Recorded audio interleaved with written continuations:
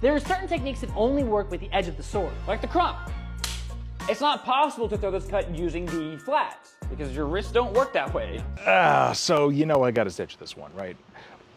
Full disclosure, I do not know what the rest of that video was about. I don't remember, it was a while ago. I just remember that I saw that part of it and thought that was such an insane take that I had to stitch it. They had stitches turned off for that one conveniently enough.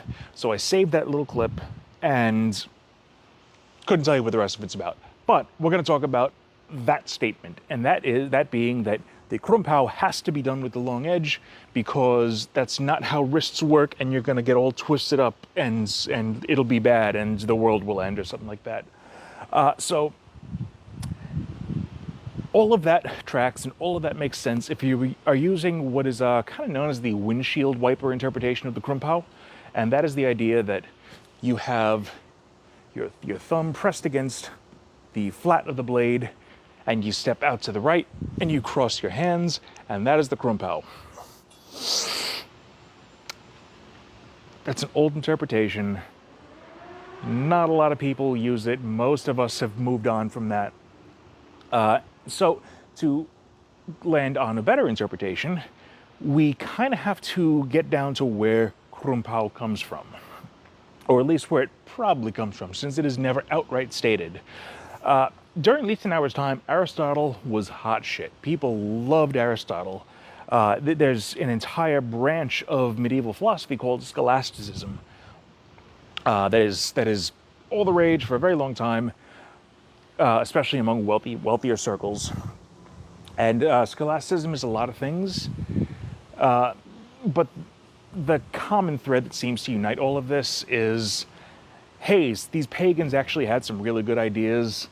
How do we justify that? And anyway, they loved Aristotle, particularly his metaphysics. And one of the philosophical axes that is presented in the metaphysics is straight versus curved. And we see this play out in the first two of Liechtenauer's 5 strikes, right? I've talked about this, how Zornhau is a straight strike.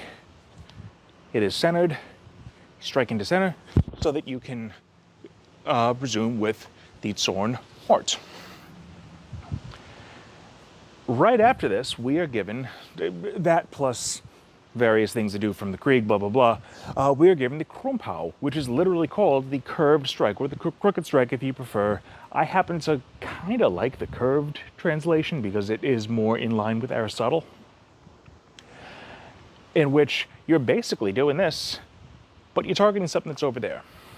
You are targeting a thing that is to the left of your body, and so you're given footwork to match that, right?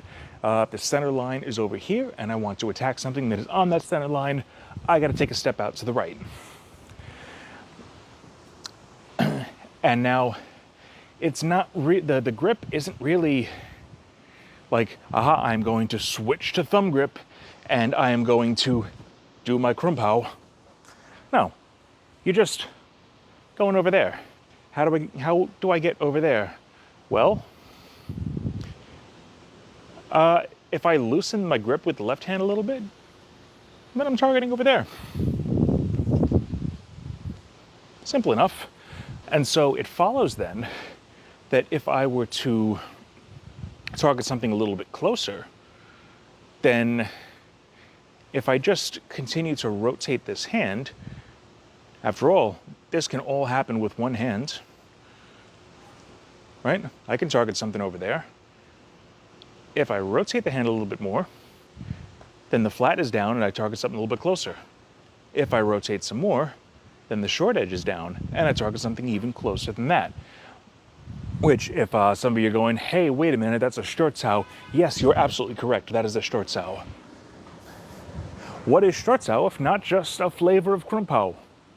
And so we have this long edge variant that is really good for attacking the hands, especially if somebody's in ox, as we are told to. We have a flat version that that can rebound off of the opponent's sword very well, right?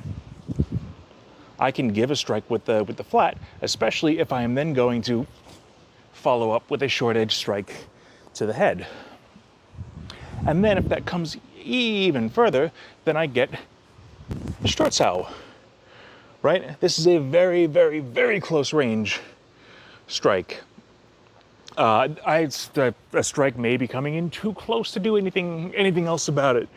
But if I engage there, then it's very easy for me to then wind out of it.